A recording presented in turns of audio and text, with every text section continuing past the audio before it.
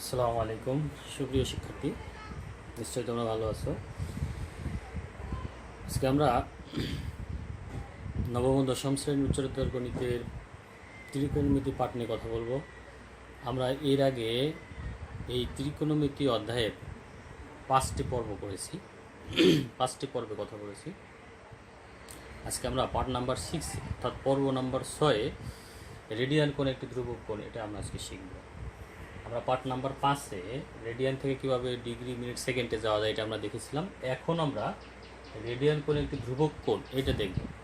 খুবই ইম্পর্টেন্ট একটা থিওরি, আমি গত পর্বেও তোমাদেরকে বলেছি। রেডিয়ান কোণ একটি ধ্রুবক কোণের ক্ষেত্রে রেডিয়ান কোণটা কি? রেডিয়ান কোণ আমরা আর একটু দেখে নেই। আমরা যখন পার্ট নাম্বার 1 নিয়ে কথা বলছিলাম আমি তখন রেডিয়ান কোণ সম্পর্কে তোমাদের কিছু ধারণা দিয়েছিলাম। আমি আবার এই রেডিয়ান কোণ নিয়ে একটু কথা বলি। দেখো, এখানে এটা যদি বৃত্ত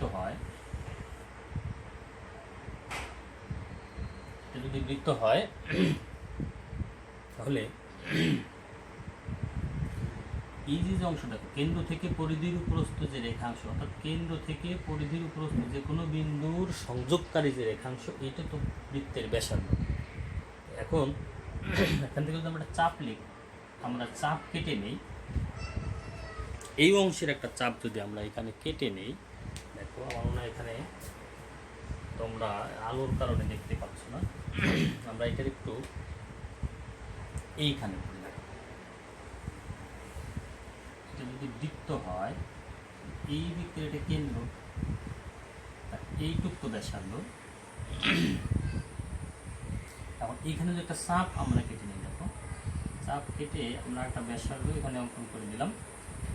এখন এই জায়গায় একটা কোণ হয়েছে, দেখো এই কোণের ক্ষেত্রে এই কোণে সিস্টেম হলো যে এই ব্যাসার্ধ আর এই চাপের অংশ যদি সমান হয়, অর্থাৎ ধরে নাও যদি ব্যাসার্ধ যদি 5 সেন্টিমিটার হয়, চাপও যদি 5 সেন্টিমিটার হয়, চাপ তো এখান থেকে একটু এই অংশটা, তাহলে এই ব্যাসার্ধের সমান এই যে চাপ বৃত্তের কেন্দ্রে যতটুকু কোণ উৎপন্ন করে ওই কোণকে আমরা 1 রেডিয়ান কোণ বলি। তোমাদের বইয়ে সুন্দর একটা সংজ্ঞা দেওয়া আছে এখানে।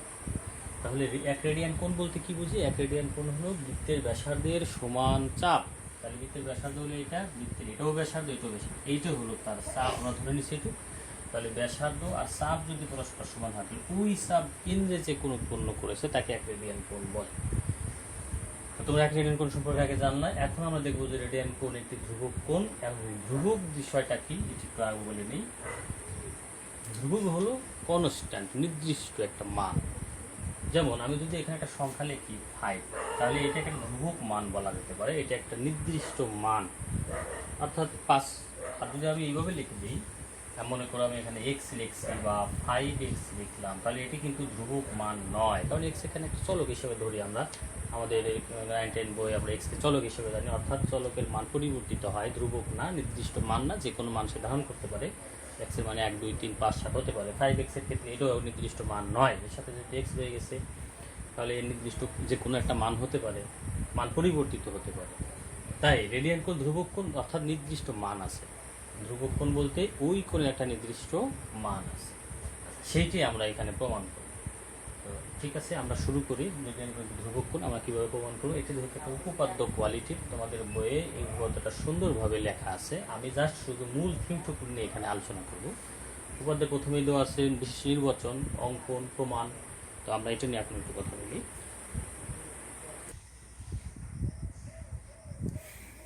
দেখো, তাহলে রেডিয়ান কোণ একটি ধ্রুবক কোণ প্রমাণের ক্ষেত্রে আমাদের প্রথম কাজ হলো আমরা সুন্দর করে পেন্সিলের চিত্রটা অঙ্কন করব। বিশেষ নির্বাচন, এখানে তোমরা প্রায় ভুল করো। এই অংশে দেখো এখানে লেখা আছে বিশেষ নির্বাচন, অনেকে তোমরা লিখে ফেলো নির্বাচন, আকার দিয়ে দাও, এখানে আসলে নির্বাচন নয়, নির্বাচন, এটা মনে রাখবা।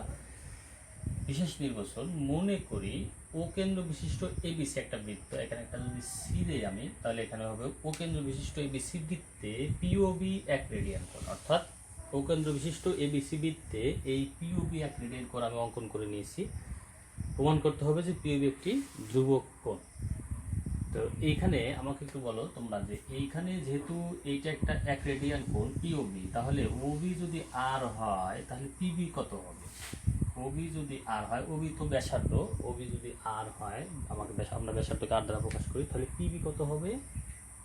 হ্যাঁ, পিবি কিন্তু আর হবে, কারণ রেডিয়ান কোণের শর্ত হলো যে ব্যাসার্ধ আর চাপের মান পরস্পর কী হতে হবে? সমান হতে হবে। তাহলে ব্যাসার্ধকে যদি আমি আর ধরি তাহলে পিবিওকেও আমরা আর ধরে নিতে পারি। একটু তোমরা একটু খেয়াল রাখো। তো অঙ্কনের ক্ষেত্রে আমরা প্রথমে কি লিখবো?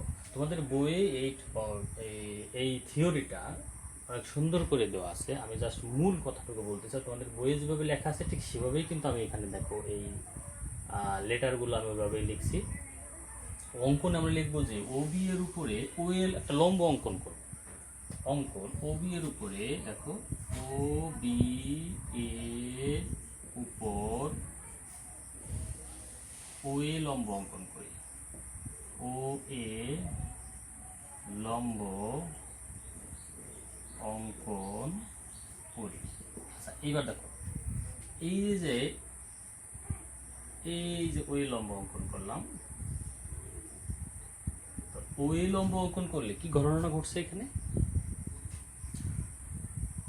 এই দেখো বড় একটা চাপ হয়েছে এ বি, অর্থাৎ এখানে এ ও বি এই যে অংশটা, এই অংশটা কিন্তু টোটাল পরিধির 1/4 হয়ে গেছে। যেহেতু এইটুকুর উপর এইটুকু লম্ব, তাহলে লম্ব হলে টোটাল কোণটা হয়েছে টোটাল কোণটা হয়েছে 90 ডিগ্রি। কারণ এইখান থেকে যদি আমরা পুরোটা ঘুরে আসি, অর্থাৎ এই সম্পূর্ণটা যদি এইভাবে ঘুরে আসি তাহলে 360 ডিগ্রি। আর যেহেতু তাহলে এইখান থেকে এই পর্যন্ত টোটালটা 90 ডিগ্রি, 90 ডিগ্রি হলে 360 ডিগ্রি 4/1 অর্থাৎ এই বড় চাপটা, এইটা হলো পিবি হলো ছোট চাপ, এ বি চাপটা হলো বড় চাপ। তাহলে বড় চাপটা এই যে কোণ উৎপন্ন করছে, অর্থাৎ টোটালটা বৃত্তের 1/4 এখানে দখল করছে। অর্থাৎ এই অংশকে আমরা বলতে পারি পরিধির 1/4, পরিধির 1/4, অর্থাৎ এই বি চাপটা টোটাল পরিধির 1/4, এটুকু আমরা বলে নিতে পারি। এখন আমরা বিশেষ নির্বাচন নিয়ে কথা বলবো, সরি প্রমাণ নিয়ে। আমরা বিশেষ নির্বাচন দেখলাম, অঙ্কন দেখলাম, এখন আমরা প্রমাণ করব। অঙ্কনে আমরা কি করছি? ওবির উপর ওই লম্ব অঙ্কন করছি। প্রমাণের ক্ষেত্রে যেটা দেওয়া আছে দেখো, প্রমাণের যে বিষয়টা আমরা একটু যদি মুছে, আচ্ছা এখানে লিখি নিচে প্রমাণ। দেখো যেহেতু ওবি এর উপর ওই লম্ব, তাহলে এ বিন্দু পরিধির উপর অবস্থান করছে, এই যে এই বিন্দুটা পরিধির উপরে অবস্থান করছে। তো এইখানে প্রমাণের ক্ষেত্রে মূল বিষয়টা এখানে কথা বলতেছি, তোমরা বাকিটা সুন্দর করে বই থেকে নিয়ে লিখে পড়ে নেবা। প্রমাণের ক্ষেত্রে তোমার একটা বিষয় মনে রাখতে হবে, এখানে কোণ আর চাপ নিয়ে কথা হচ্ছে। কোণ আর চাপ, দেখো এখানে যদি আমি বলি পিবি চাপটা, সরি পিবি না, আমি বড় চাপটা নিয়ে আগে কথা বলি। চাপ এ বি পরিধির 1/4, তাহলে চাপ এ বি সমান আমরা কি লিখতে পারি? আমরা এরকম লিখতে পারি যে চাপ এ বি সমান হলো পরিধির 1/4, পরিধির 1/4।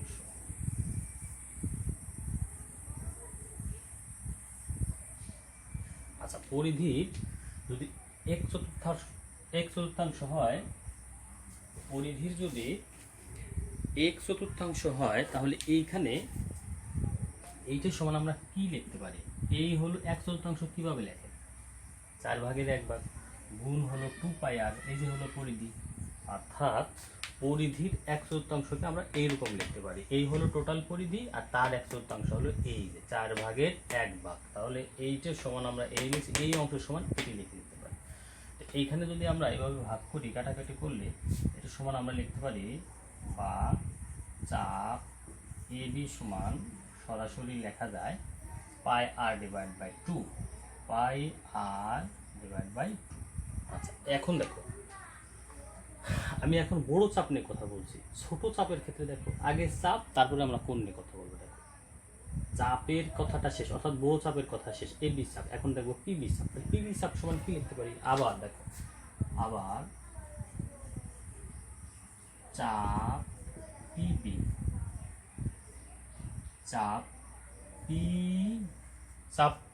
চাপ পিবি সমান আমরা লিখতে পারি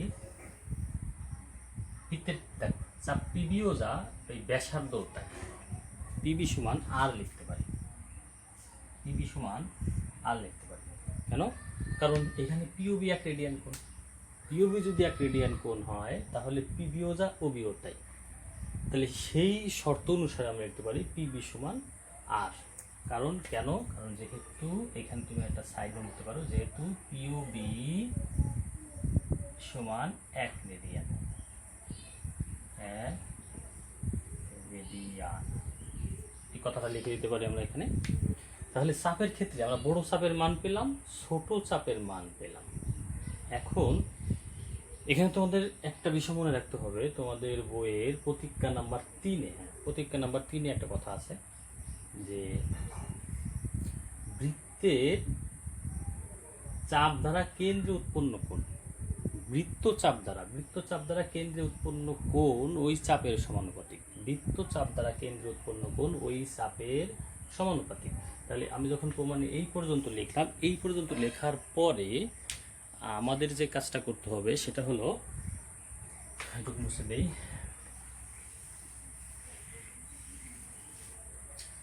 এই লিখলাম। এখন তুমি লিখবা, তোমাদের বইয়ে এই উপপাদ্য এখানে লেখা আছে প্রতিজ্ঞা নাম্বার 3, তোমরা প্রতিজ্ঞা নাম্বার 3 এই কথাটা এখানে লিখতে পারবা না। তোমরা প্রতিজ্ঞা নাম্বার 3-এ কি বলা হয়েছে ওইটুকু তোমরা এখানে লিখে দেবা। এখানে এই পরবর্তী লাইন আমরা লিখব যে আমরা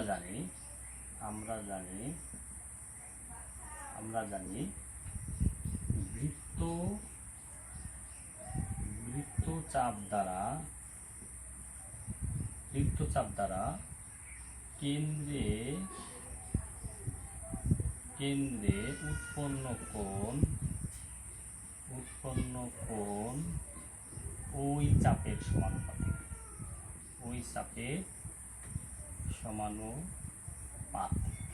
তাহলে এইবার দেখো, পিপি চাপ দ্বারা কোণ হলো পিওবি আর এবি চাপ দ্বারা উৎপন্ন কোণ হলো এওবি। আবার দেখো, পিবি চাপ দ্বারা উৎপন্ন কোণ পিওবি, এবি চাপ দ্বারা উৎপন্ন কোণ এওবি।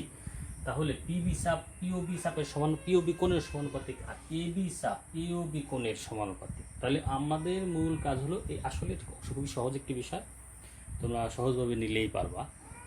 আমি প্রথম যে কাজটা করছি, চাপ নিয়ে কাজ করছি, চাপের মান বের করছি। এখন আমরা কোণ আর চাপ সমানুপাতিক করে আমরা এর প্রমাণ করব। তাহলে এখন দেখো পরবর্তীতে আমরা এখন কি লিখবো, দেখো আমরা চাপের মানগুলো বের করছি। এখানে লিখছি, আমরা জানি বৃত্তচাপ দ্বারা কেন্দ্রে উৎপন্ন কোণ ওই চাপের সমানুপাতিক। এখন আমি একবারে লিখে রাখছি, দেখো তাহলে চাপ আর চাপ দ্বারা উৎপন্ন কোণ সমানুপাতিক যদি হয়, আমরা পিওবি যদি কোণ নেই, দেখো পিওবি কোণ চাপ দ্বারা উৎপন্ন হয়েছে পিবি চাপ দ্বারা উৎপন্ন কোণ হলো এইটুকু। তাহলে কোণ পিওবি আর তার চাপ পিবি, তাহলে পিওবির সামনে আমরা চাপটা লিখছি পিবি। তাহলে এওবি, আবার দেখো এওবি কোণ চাপ দ্বারা উৎপন্ন হয়েছে এবি চাপ দ্বারা উৎপন্ন হয়েছে, তার চাপ হলো এবি। তাহলে এটা হলো এবি চাপ, তার দ্বারা উৎপন্ন কোণ এওবি, পিবি চাপ, তার দ্বারা উৎপন্ন কোণ পিওবি, এরা পরস্পর সমানুপাতিক। এখন তুমি একটু টেকনিক করে মনে রাখবা যে ছোট কোণ ছোট চাপ উপরে, বড় কোণ বড় চাপটা নিচে। অর্থাৎ আমরা যখন ভগ্নাংশ লিখি, ভগ্নাংশের ক্ষেত্রে আমরা যে আদর্শ ভগ্নাংশটা কেমন না, সাধারণ ভগ্নাংশের ক্ষেত্রে, অর্থাৎ প্রকৃত ভগ্নাংশের ক্ষেত্রে আমরা এই 2/5 এটা কিন্তু আমরা প্রকৃত ভগ্নাংশ বলতে পারি। অর্থাৎ হর বড় লব ছোট, এইটা প্রকৃত ভগ্নাংশ, এরকম লেখার নিয়ম। তো এই ক্ষেত্রে একইভাবে দেখো, এটা কিন্তু প্রকৃত হিসাব। এখানে বড় কোণ উপরে, বড় কোণ নিচে, ছোট কোণ উপরে, আবার এখানে বড় চাপ নিচে, ছোট চাপ উপরে, একই কথা এই সিস্টেমে। আচ্ছা দেখো, এখন সমানুপাতিকগুলো লিখলাম। তাহলে এরপরে দেখো, আমার তো লাগবে পিওবি কোণ, কারণ পিওবিটা তো রেডিয়ান কোণ, এইটুকু আমার বের করতে হবে, এইটুকুনের মান। তাই আমরা এইটে রেখে এই ইওবিটাকে এই পাশে নিয়ে আসি, যেহেতু ইওবি এই পাশে ভাগাকার আছে, ওই পাশে গেলে গুণাকার হয়। তাহলে চাপ পিবি বাই চাপ এবি, চাপ পিবি এর মান আমরা পেয়েছিলাম আর, চাপ এবি এর মান πr/2 পেয়েছিলাম, লিখলাম গুণ এওবি সমান 1 সমকোণ লিখে দিতে পারি। কেন? কারণ ওবি এর উপর ওই লম্ব আগেই দেখানো হয়েছে। আর রেখে আমরা এটাকে যদি উল্টাই দিই, তাহলে 2 উপরে যায়, πr নিচে আর কাটা গেলে 2/π, দেখো গুণ হলো সমকোণ। এখন পিওবি এর মান আসলো এইটুকু, আমার প্রমাণ করতে হবে পিওবি হলো 1 রেডিয়ান কোণ। এখন দেখো, সরি, পিওবি কোণটা ধ্রুবক কোণ, পিওবিটা তো একরেডিয়ান, আমাদের পিওবি কোণটা ধ্রুবক কোণ দেখাতে হবে। তাহলে ধ্রুবক কোণ দেখানোর ধ্রুবক কোণটা কি? ধ্রুবক কোণ প্রথমেই তোমাদেরকে দেখাইছি, অর্থাৎ নির্দিষ্ট মান থাকতে হবে। এখানে 2 দেখো, তার একটা নির্দিষ্ট মান আছে, পাইয়ের একটা নির্দিষ্ট মান আছে 3.116 আমরা ধরে নিই, সমকোণ অর্থাৎ 90 ডিগ্রি এরও একটা নির্দিষ্ট মান আছে। তাহলে পিওবি এর মান দেখো একটা নির্দিষ্ট মান এখানে পেয়ে গেছি। তাহলে তো আমরা বলতেই পারি যে পিওবি একটা ধ্রুবক কোণ, অর্থাৎ তার একটা নির্দিষ্ট মান এখানে পেয়েছি। সর্বশেষে আমরা যে লাইনটা লিখবো, যে যেহেতু এখানে এটুকু আমি এখানে বসে লিখে নিই, তোমাদের বই দেওয়া আছে নিচে, আমি বলে দিই, যেহেতু এখানে 2 পাইয়ের মান 2 একটি নির্দিষ্ট মান, পাই এবং সমকোণ নির্দিষ্ট ধ্রুবক, তাই আমরা বলতে পারি পিওবি একটি একরেডিয়ান কোণ। পিওবি একটি ধ্রুবক কোণ, প্রমাণিত। তাহলে সর্বশেষে আমরা এখানে প্রমাণিত লিখে দেব। এটি আশা করি অনেক বেশি কঠিন না, সহজে আছে। তোমরা 2-1 বার দেখো, দেখলেই তোমরা পেরে যাবো, আশা করি তোমরা পারবা। তো ঠিক আছে, 8.1 নিয়ে অনেক কথা হয়েছে তোমাদের সাথে। আমরা পরবর্তী ভিডিওতে 8.2 নিয়ে কথা বলবো, পর্যায়ক্রমে 8.3, এরপরে ত্রিকোণমিতি শেষ হলে আমরা কয়েকটা সৃজনশীল নিয়েও কথা বলবো। তো ঠিক আছে, সে পর্যন্ত ভালো থাকো, সুস্থ থাকো, আল্লাহ হাফিজ।